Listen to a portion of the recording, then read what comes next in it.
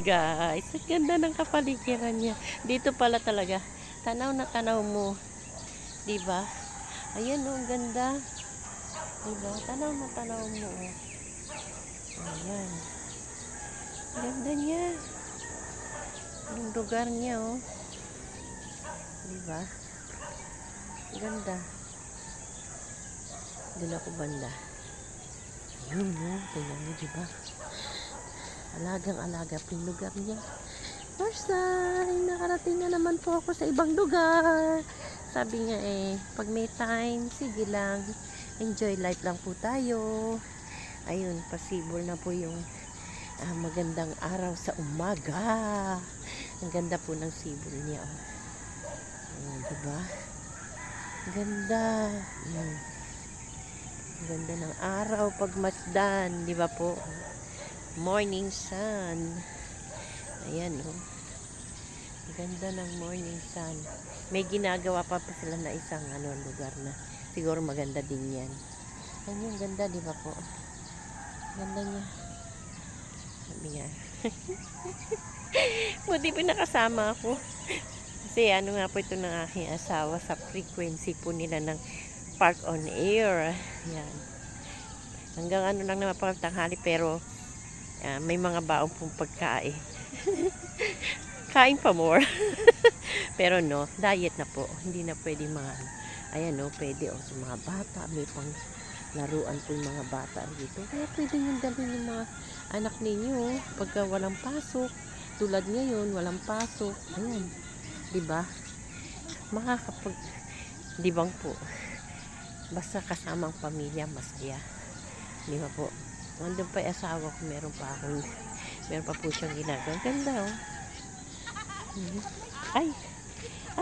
Parang, hindi pala siya parang lang siya yung, hindi siya tunay na grass. Pero maganda. Ganda niya. Sumilip na yung ating morning sun. Ayun, yung morning sun. Tingnan nyo kung gaano kaganda yung lugar. Ayan. Diba? Malinis. Wala kang makikita. Dumi po talaga. Nasa taon na lang po talaga kapag hindi marunong maglagay ng basura sa basurahan. Diba po? Ayan, meron tayong basurahan nakalagay dyan. Kaya, dapat, kung saan meron, nun lang yung magtatapon. Ayan.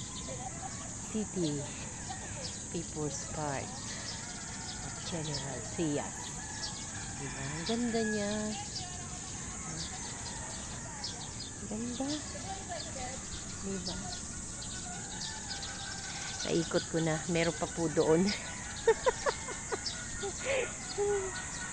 Tsaka maganda kasi simentado po yung kalsada. Kalsada, hindi po lupa. Simentado na. Talagang pinaganda nila.